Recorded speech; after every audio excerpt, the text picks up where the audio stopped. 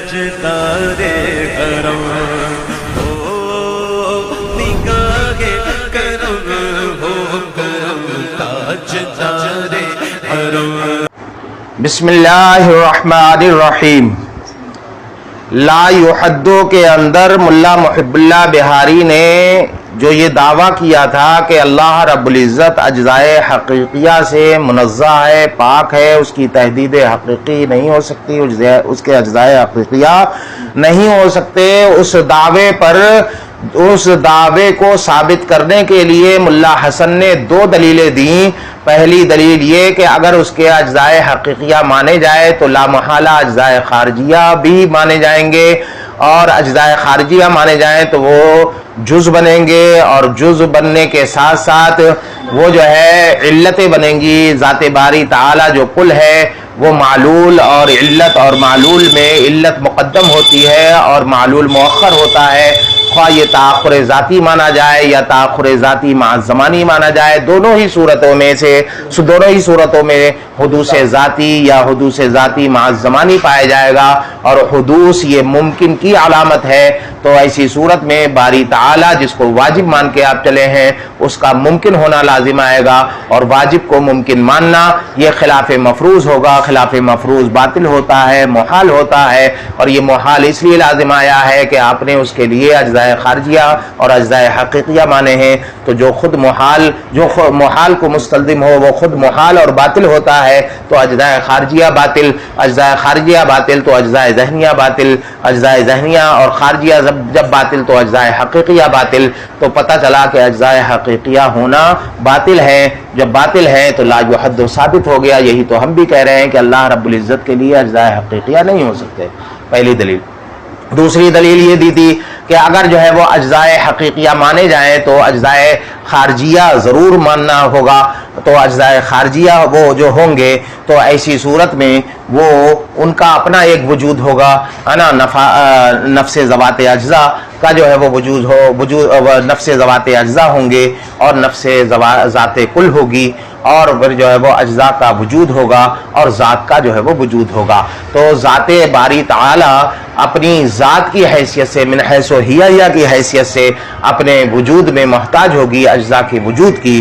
तो अज्ज़ा के वजूद की जब मोहताज होगी तो वजूद मोहताज इलैह होगा, और ज़ाते बारी ताला ये मोहताज होगी। और मोहताज जिस वस्फ़े मोहताज इलैह का मोहताज होता है तो वो जो है उससे मफकूद होती है वो चीज़। तो लाजिम आएगा कि बारी ताला से मफकूद हो वजूद, एक हैसियत ये भी हो जाए, एक मरहला ये हो कि बारी ताला वजूद से आरी हो, और जो वजूद से आरी हो उसे जो है वो मादूम कहते हैं। और ये वाजिब के मफहूम के खिलाफ है, इसलिए कि वाजिब का मफहूम ये होता है कि जो आदम को न कभी कबूल जिसने किया हो और न कभी कबूल कर सकता हो उसको वाजिब कहते हैं। तो ये भी खिलाफ मफरूज, और खिलाफ मफरूज होने की वजह से ये जो है वो अज्ज़ाए ख़ारजिया का होना बातिल, और जब वो बातिल तो अज्ज़ाए हक़ीक़िया भी बातिल, और ला युहद्दु साबित हो गया। ये दो दलीलें मुल्ला हसन ने अपनी दी हैं।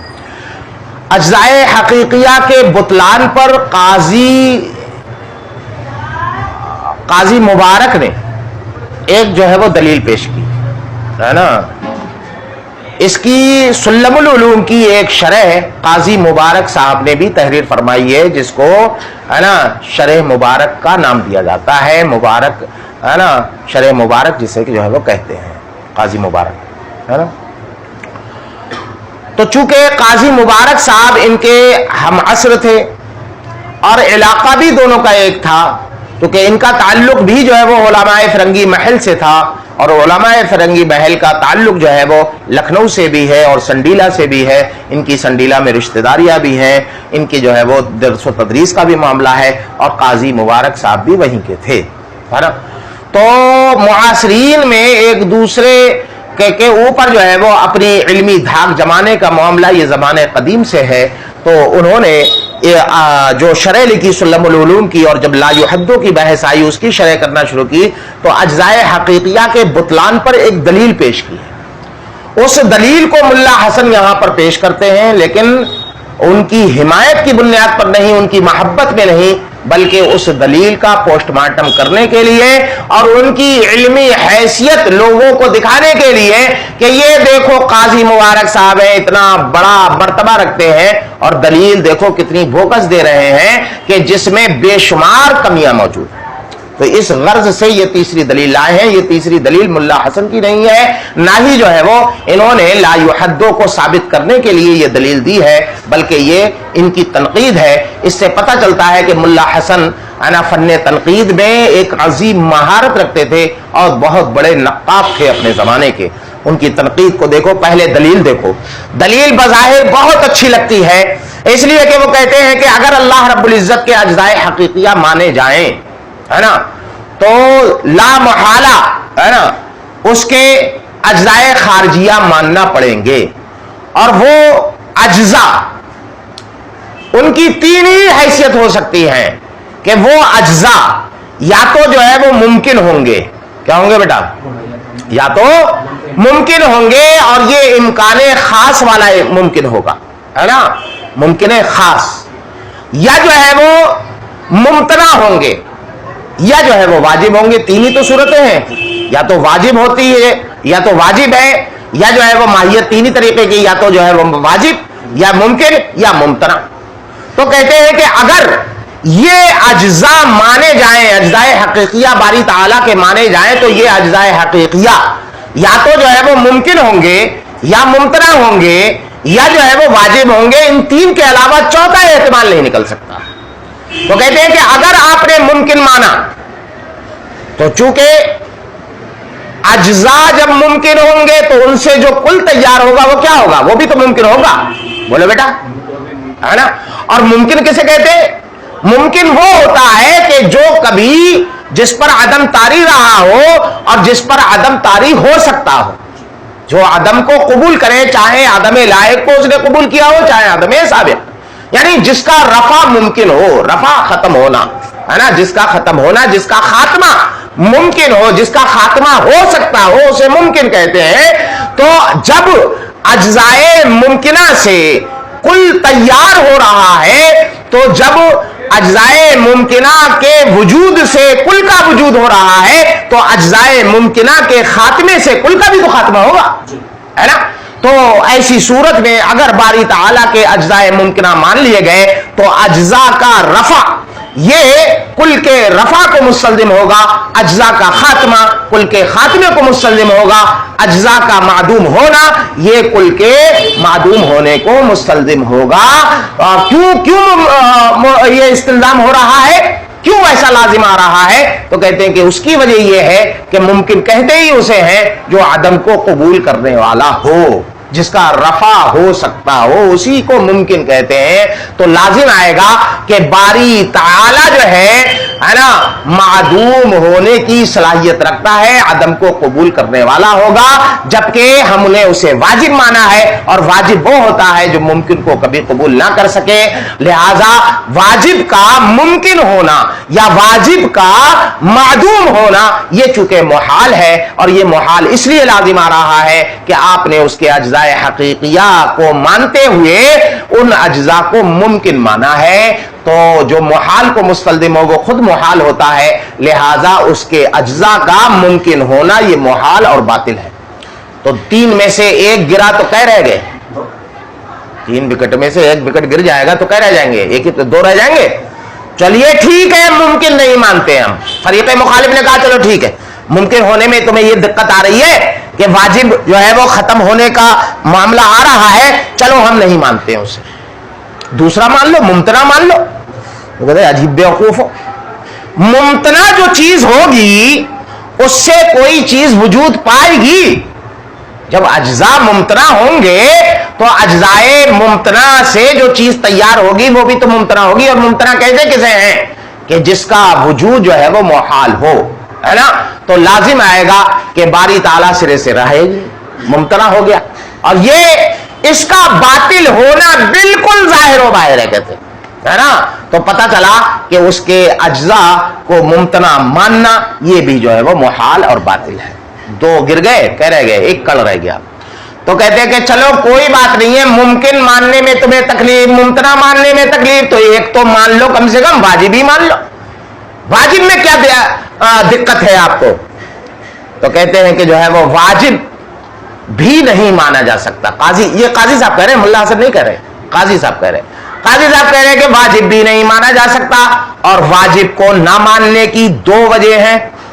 ممکن کو نہ ماننے کی ایک وجہ، ممتنع کو نہ ماننے کی ایک وجہ تھی، لیکن واجب کو نہ ماننے کی دو وجہ ہیں کہ واجب کو اگر ان اجزاء کو واجب مان لیا جائے تو دو بڑی خرابی لازم آئیں گی. ان دو بڑی خرابیوں کی وجہ سے ہم نہیں مان سکتے کہ یہ اجزاء واجب ہیں. وہ دو بڑی خرابی کیا ہے؟ کہتے کہ اجزاء کم سے کم دو تو مانو گے. بولو بیٹا کیا مانو گے؟ جن سے کل تیار ہوگا کم سے کم ان کی تعداد کتنی ہونا چاہیے؟ دو ہونا چاہیے. ان اجزاء کو اگر آپ نے واجب مان لیا تو دو جزو وہ ہو گئے اور ایک ذات کل ہو گئی، تو تین واجب ہو گئے. تعدد وجبہ لازم آئے گا. کیا لازم آئے گا؟ اور تعدد وجبہ یعنی واجب کا متعدد ہونا الہکم الہ واحد کے اعتبار سے، قل هو اللہ احد کے اعتبار سے محال اور باطل ہے. اور جو محال اور باطل کو مستلزم ہو وہ خود محال اور باطل ہوتا ہے. اور یہ محال اس لیے لازم آیا کہ آپ نے ان اجزاء کو واجب مان لیا، اس لیے ان اجزاء کو واجب نہیں مان سکتے. تو پہلی خرابی یہ تھی، اس وجہ سے واجب نہیں مانیں گے. کہتے کہ دوسری خرابی کیا ہے؟ کہتے ہیں دوسری خرابی یہ ہے بیٹا، وہ ایک تھوڑی سی باریک خرابی ہے، تھوڑا غور سے سننا پڑے گا اسے. اجزاء سے کوئی چیز جب تیار ہوتی ہے، مرکب تیار ہوتا ہے بیٹا، تو مرکب کی ترکیب کے لیے بھائی ترکیب کا عمل کرنا پڑتا ہے، تب مرکب بنے گا نا، ہے نا؟ بولو بیٹا چند مفردات کو جمع کریں گے اور ان کی ترتیب کریں گے، انا سٹن تو نہیں رکھیں گے، بے ترتیب رکھیں گے، تب جا کر کے کل تیار ہوتا ہے. کیا ہوتا ہے بیٹا؟ کل تیار ہوگا. تو اس ترکیب کے لیے ترکیب کی دو قسمیں ہیں، ترکیب حقیقی اور ترکیب فرضی، ترکیب اختراعی. یعنی خواہ مخواہ جو ہے وہ ترکیب مان لی، ایسے ہی انا سٹن آپ نے مان لیا. جیسے کہ جو ہے وہ یہ لوگ ہے نا دھاری ہے نا، یہ مانتے ہیں کہ ایک ان کی تصویر تم نے دیکھی ہوگی، ایک جو ہے وہ بیٹھی ہوئی ہے نا، ہاں ایک ہاتھ ادھر نکلا ہوا ہے، ایک ہاتھ ادھر نکلا ہوا ہے، ایک ادھر نکلا ہوا ہے، ادھر آگے بھی پیچھے بھی ہے نا، دائنے میں بائیں بھی، ہر جگہ اوپر سے نیچے تک ہاتھ ہی آتے. دیکھا ہے نا؟ یہ ترکیب کون سی ہے؟ فرضی. کیا ہے بیٹا؟ بالکل اختراعی چیز ہے. ادھر جو ہے وہ لٹکی ہوئی ہے خرطوم، اور نیچے جو ہے وہ انسان کا معاملہ ہے. یہ کیا ہے بیٹا؟ فرضی. یہ کیا ہے بیٹا؟ یہ سب فرضی چیزیں ہیں. 10 سر، یہ سب ترکیب کیا ہے؟ فرضی ترکیب ہے نا. حقیقی ترکیب کے لیے ایک ضابطہ ہے بیٹا کہ جب چند اجزاء سے کوئی حقیقی مرکب تیار ہوگا جو حقیقت واقعیہ رکھتا ہو، بالکل واقعی ہو، فرضی اور اختراعی نہ ہو، اس کے لیے ضروری یہ ہے کہ جن اجزاء سے وہ ترکیب میں مرکب بن رہا ہے، جن اجزاء سے مل کر بن رہا ہے، ان اجزاء میں ایک دوسرے کے درمیان علاقہ افتقار ہو. علاقہ افتقار بنے ضرورت کا جو ہے وہ علاقہ ہو، یعنی ایک دوسرے سے ہم آہنگی ہو. کیا ہونا چاہیے بیٹا؟ یعنی ایک دوسرے کی ضرورت ہو، ایک جز دوسرے کے لیے ضروری اور وہ جز اس کے لیے ضروری، یہ اس کے لیے ضروری وہ اس کے لیے ضروری. ایسا جو ہے وہ علاقہ افتقار چاہیے، علاقہ احتیاط چاہیے. کیا ہونا چاہیے؟ افتقار احتیاط کو کہتے ہیں، ایک دوسرے کا محتاج. جیسے کہ دیوار بنانے کے لیے ہے نا ضروری ہے کہ جو ہے وہ اس اینٹ کو احتیاج ہوتی ہے کس کی؟ غارے کی ہے نا، سیمنٹ کی. کس کی ضرورت ہوتی ہے؟ ریتے کی. ان چیزوں کی ضرورت ہوتی ہے اس کو کھڑا ہونے کے لیے، اسے ترتیب سے رکھا جائے. ایک دوسرے کی ضرورت، اور ایک اینٹ دوسری اینٹ کی جو ہے وہ محتاج ہوتی ہے، تب جا کر کے وہ اپنا وجود دیوار میں بدلتی ہے. تو کل کو وہ ان اجزاء کو کل کی تعمیر کے لیے، کل کو وجود میں لانے کے لیے ضروری ہے کہ وہ ایک دوسرے سے ہم آہنگ ہو، ایک دوسرے سے کے ساتھ ان کا چولی دامن کا ساتھ ہو، اور ایک دوسرے سے وہ جو ہے وہ ہے نا محبت رکھتے ہو، ایک دوسرے سے دور نہ بھاگتے ہو، ہے نا. جیسے آگ اور پانی ہے نا، لکڑی اور آگ ہے، پیٹرول اور آگ ہے نا، دونوں سے کوئی کل تیار آپ نہیں کر سکتے، اس لیے کہ دونوں میں تنافر ہے، ایک دوسرے سے بھاگتے ہیں بند ہے نا. ہاں تو اب یہاں پر علاقہ افتقار کا ہونا ضروری ہے ترکیب حقیقی کے لیے. تو کہتے ہیں کہ اب یہاں پر آئیے، یہ ضابطہ ہے، ضابطہ سن لیا کہ ترکیب حقیقی کے لیے اجزاء کے درمیان علاقہ احتیاج، علاقہ افتقار چاہیے. کیا چاہیے بیٹا؟ ہے نا. اور یہاں پر آپ ان اجزاء کو کیا مان چکے ہو؟ واجب. اور واجب میں علاقہ افتقار نہیں ہوتا. واجب وہ ہوتا ہے جو سب سے بے نیاز ہو. واللہ الغنی وانتم الفقراء، اللہ بے نیاز ہے، تم محتاج ہو. تو واجب وہ ہوتا ہے کہ جو کسی کا محتاج نہ ہو. تو واجب اجزاء کو جب تم نے واجب مان لیا تو اس کا مطلب یہ ہے کہ ان اجزاء کے درمیان آپ علاقہ افتقار نہیں مانتے. اور ترکیب حقیقی کے لیے حالانکہ ضروری ہے کہ علاقہ افتقار ہو، تو اس کا لامحالہ لازمی مطلب یہ نکلے گا کہ آپ نے اس کائنات میں ایک ایسا مرکب مان لیا ہے کہ جس کے اجزاء کے درمیان علاقہ افتقار نہیں تھا، اور علاقہ افتقار کے بغیر اس نے وجود دے دیا کل کو، ہے نا. تو یہ کل کی جو حقیقت معرض وجود میں آئی ان اجزاء واجبہ کے ذریعے سے جن کے درمیان علاقہ افتقار نہیں ہے، تو ضابطے کے مطابق ہوئی ہے ترکیب؟ نہیں ہوئی، ضابطے کے خلاف ہوئی. اور جو چیز ضابطے کے خلاف ہو، ہے نا، عادات کے خلاف ہو، عادی امر کے خلاف ہو، ضابطے کے قواعد کے خلاف ہو، وہ چیز جو ہے حقیقی نہیں ہوتی بلکہ اختراعی ہوتی ہے، فرضی ہوتی ہے. کیونکہ انسان کی جو تخلیق ہوئی ہے اس کا ضابطہ یہ ہے کہ اس کا چہرہ ایک ہوگا، اس کے 2 ہاتھ ہوں گے، اس کے 2 پیر ہوں گے. یہ 10 سروں والا، یہ 6 ہاتھوں والی جو تصویریں آپ دیکھتے ہو، یہ ساری کی ساری تمثال جو دیکھتے ہو، یہ سب کی سب فرضی ہیں. ایسے ہی یہاں پر بھی لازم آئے گا کہ باری تعالی حقیقت واقعیہ نہ رہے بلکہ ایک فرضی جو ہے وہ ماہیت بن جائے، ماہیت فرضیہ، ماہیت اختراعیہ بن جائے. تو باری تعالی جس کے وجود سے سب کو وجود ملا ہے، جس نے سب کو پیدا کیا، جو خالق ہے سب کا، ہے نا، وہی جو ہے وہ حقیقت نہیں بن رہا ہے، وہی فرضی بن جا رہا ہے. اور اس کا فرضی ہونا، اس کا غیر واقعی ہونا، اختراعی ہونا، یہ محال اور باطل ہے. اور یہ محال اور باطل اس لیے لازم آ رہا ہے کہ اس کے اجزاء کو آپ نے واجب مان لیا ہے، لہذا ان اجزاء کا واجب ہونا بھی محال اور باطل ہے. سمجھ میں آ گئی دلیل؟ کہ اگر ان اجزاء کو واجب مانا جائے تو یہ 2 وجہ سے اس کا واجب ماننا محال ہے. پہلی وجہ کہ تعدد وجبہ لازم آئے گا، تعدد وجبہ محال اور باطل ہے، اس وجہ سے واجب نہیں مان سکتے. دوسری صورت یہ ہے کہ اجزاء کو اگر واجب مان لیا تو اس میں سے حقیقت کے اعتبار سے، حقیقت واقعیہ کے اعتبار سے اللہ رب العزت کی ذات جو مرکب جو ہوگی وہ مرکب تیار نہیں ہو سکتا، وہ حقیقت واقعیہ نہیں رہے گی بلکہ ایک فرضی حقیقت جو ہے وہ بن جائے گی.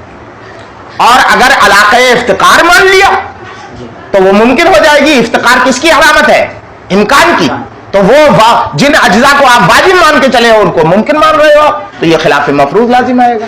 اس وجہ سے ان اجزاء کو واجب نہیں مان سکتے. چلو پہلے دلیل، اب پوسٹ مارٹم سننا بعد میں. وقد یستدل علی المطلوب، کہتے ہیں کہ مطلوب پر کبھی کبھی استدلال کیا جاتا ہے نا، مجہول سے. یعنی یہ اتنا کمزور پہلو ہے کہ ہم اس کے کہنے والے کا نام بھی اپنی زبان پر لانا گوارا نہیں سمجھتے. وہ اتنے جو ہے وہ گئے گزرے ہیں، اتنی ان کی علمی حیثیت ہے کہ ہماری زبان ارفع و اعلی ان کے نام کو بھی اپنی اس پر نہیں لانا چاہتی. تو کہتے ہیں مطلوب پر کبھی کبھی استدلال کیا جاتا ہے اس طور پر کہ واجب تعالی لو کان لہ اجزاء، اگر اس کے لیے اجزاء مانے جائیں، فإما ان يكون تلك الاجزاء ممکنات، تو یا تو وہ اجزاء جو ہے وہ ممکن ہوں گے، فيلزم من رفعها، تو اجزاء ممکن ہوں گے تو اس کے رفع سے لازم آئے گا. تو رفع کیوں کر رہے ہو، رفع ہی مت کرو. تو کہتے ہیں کہ نہیں بھائی، ممکن وہی ہوتا ہے جو رفع کو قبول کر سکے، ہے نا.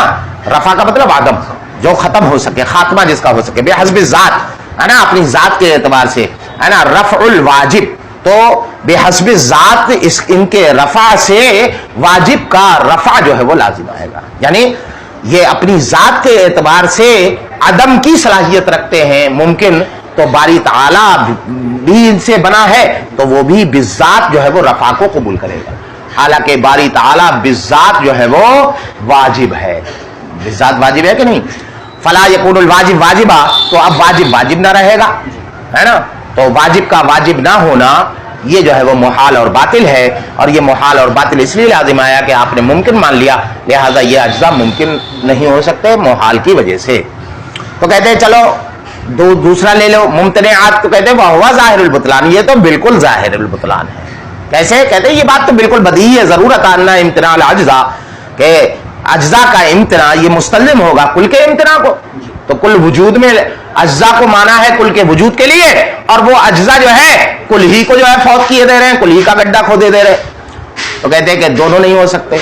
اب کہتے ہیں کہ تیسرا مان لو، اور واجبات، یا جو ہے وہ واجب مان لو. تو کہتے ہیں فیلزم تعدد الوجبہ، تو اس سے جو ہے وہ تعدد وجبہ لازم آئے گا.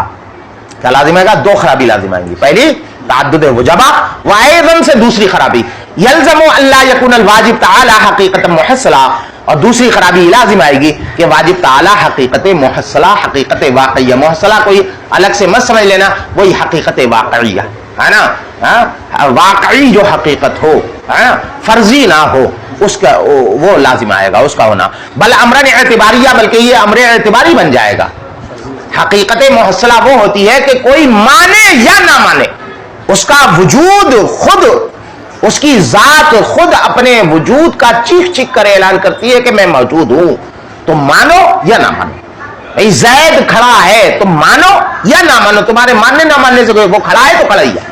ایک ہوتا ہے امر اعتباری. امر اعتباری ہے نا، کسی کے ماننے کا محتاج ہوتا ہے. ہم نے مان لیا، ان لوگوں نے، اس مذہب کے لوگوں نے مان لیا تو وہ ہے، ہم نے نہیں مانا تو نہیں ہے.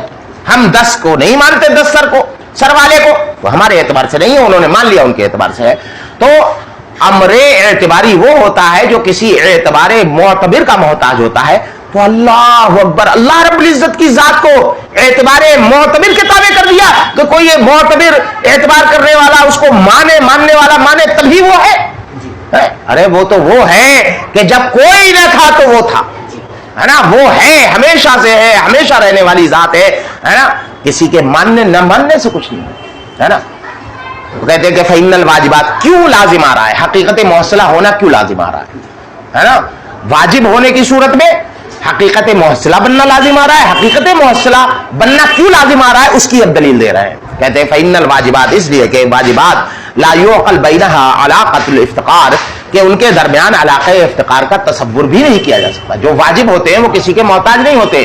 واللہ الغنی وانتم الفقراء، ہے نا، کسی کے محتاج نہیں ہوتے. علاقہ افتقار کا تصور نہیں ہے. کیوں نہیں ہوتا علاقہ افتقار کو تصور، کیوں نہیں ہے بھائی؟ تو اس کی دلیل دے رہے ہیں بھائی اللہ سارت ممکن ہے، اس لیے کہ علاقہ افتقار فرض کر لیا گیا، مان لیا گیا ان کے درمیان، تو وہ تو ممکن بن جائیں گے، واجب کہاں رہیں گے. اس لیے کہ ممکن کے اندر علاقہ افتقار ہوتا ہے، ممکن محتاج ہوتا ہے اپنے وجود میں دوسرے کا، لیکن واجب کسی کا محتاج نہیں ہوتا. سمجھ آیا؟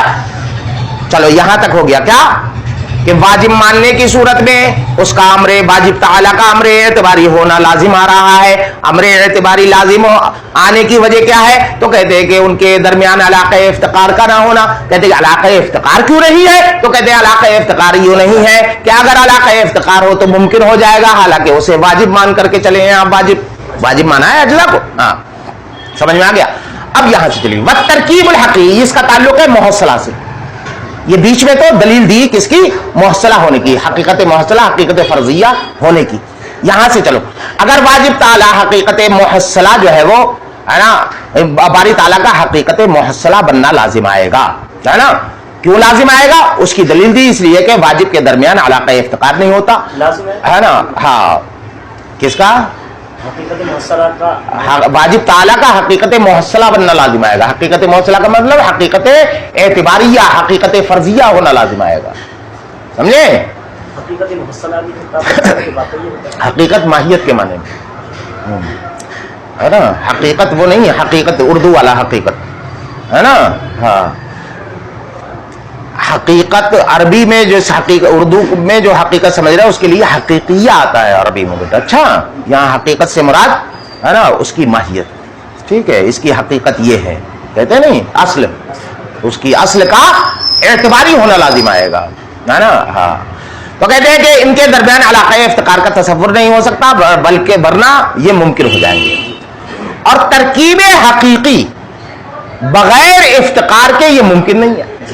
کہتے ہیں کہ چلو ٹھیک ہے بغیر افتقار کے مان لو. آپ یہی تو کہہ رہے ہو کہ اگر اجزاء کو واجب مانا جائے تو اللہ رب العزت کا ہے نا حقیقت اعتباریہ ہونا لازم آئے گا، بننا لازم آئے گا. تو اس وجہ سے ہی مان رہے ہو نا کہ علاقہ افتقار، اس کی وجہ پھر یہ بتائی، اس لیے کہ ان کے درمیان علاقہ افتقار نہیں ہوتا. تو کہنے والے نے کہا کہ چلو ٹھیک ہے اس کی وجہ سے ایسا ہونا لازم آ رہا ہے، بغیر افتقار کے ترکیب مان لو. بغیر افتقار کے افتقار ماننا کیا ضروری ہے کہ ان اجزاء کے درمیان افتقار مانے تبھی ترکیب ہو. ترکیب بنا افتقار کے مان لو، بنا احتیاط کے مان لو. تو اس کا جواب دے رہا ہے کہ ارے یہ نہیں کر سکتے. کیوں؟ اس لیے کہ یہ ترکیب حقیقی کی بات ہو رہی ہے، ترکیب فرضی کی بات نہیں ہو رہی ہے، ترکیب اختراعی کی بات نہیں ہو رہی ہے. اور ترکیب حقیقی لا یعقل بدون الافتقار، بنا افتقار کے، بنا علاقہ افتقار کے، بنا علاقہ احتیاط کے یہ متصور ہی نہیں ہے. سمجھے؟ تو یہ دو خرابی لازم آ رہی تھی. اب پھر سے چلو، اگر اللہ رب العزت کے لیے اجزاء کو واجب مانا تو ایسی صورت میں ایک خرابی لازم آئے گی کہ تعدد وجبہ لازم آئے گا، اور دوسری خرابی یہ لازم آئے گی کہ جو ہے وہ چونکہ علاقہ افتقار نہیں ہوتا اجزاء واجبہ کے درمیان، تو بنا علاقہ افتقار کے جو ترکیب ہوتی ہے وہ ترکیب اختراعی ہوتی ہے، ترکیب حقیقی نہیں ہوتی. کیوں نہیں ہوتی؟ اس لیے کہ ترکیب حقیقی بنا افتقار، بنا احتیاج کے ہے نا ہوتی ہی نہیں ہے، متصور ہی نہیں ہوتی. تو جب یہ ترکیب بنا علاقہ افتقار کے ہوگی تو ایسی صورت میں یہ حقیقت جو بنے گی یہ حقیقت محصلہ ہو جائے گی، اختراعی حقیقت ہو جائے گی، فرضی حقیقت ہو جائے گی، حقیقت واقعیہ نہیں رہ جائے گی. تو لازم آئے گا کہ اللہ رب العزت ایک فرضی ہو جائے ہے نا، ایک فرضی ذات کا نام اللہ ہو جائے معاذ اللہ ہے نا. تو اور اللہ رب العزت کا فرضی اختراعی ہونا اور تعدد وجبہ کا ہونا یہ جو محال اور باطل ہے، یہ دونوں چیزیں محال اور باطل ہیں. اور یہ دونوں چیزیں جو محال اور باطل ہیں وہ اس لیے لازم آئی ہیں کہ آپ نے اللہ رب العزت کے اجزاء کا واجب ہونا مانا ہے، لہذا واجب بھی نہیں ہو سکتا. تو تین ہی احتمال تھے اجزاء ماننے کی صورت میں، یا تو وہ ممکن ہوتے، یا ممتنع ہوتے، یا واجب ہوتے. جب تین احتمال کسی شے میں نکلے اور تینوں باطل ہو جائیں تو خود وہ عین شے باطل ہو جاتی ہے. تو اجزاء کا ہونا باطل، جب اجزاء کا ہونا باطل تو لا یحدو میں ہم یہی تو کہنا چاہ رہے ہیں، مطلوب ہمارا ثابت کہ اللہ رب العزت کے اجزاء نہیں ہو سکتے اجزاء. یہ قاضی صاحب نے کتنی اچھی دلیل ہے ان کی ہے نا، سمجھ میں آ رہی ہے کتنی بہترین دلیل ہے. لیکن بلا وجہ کی بات اب ملا حسن سے سنیے گا، اس کے جو ہے وہ اس کے اندر کیڑے نکالیں گے ابھی یہ. تو کیڑے نکالنے والا عمل کل جو ہے وہ سنیے گا. بس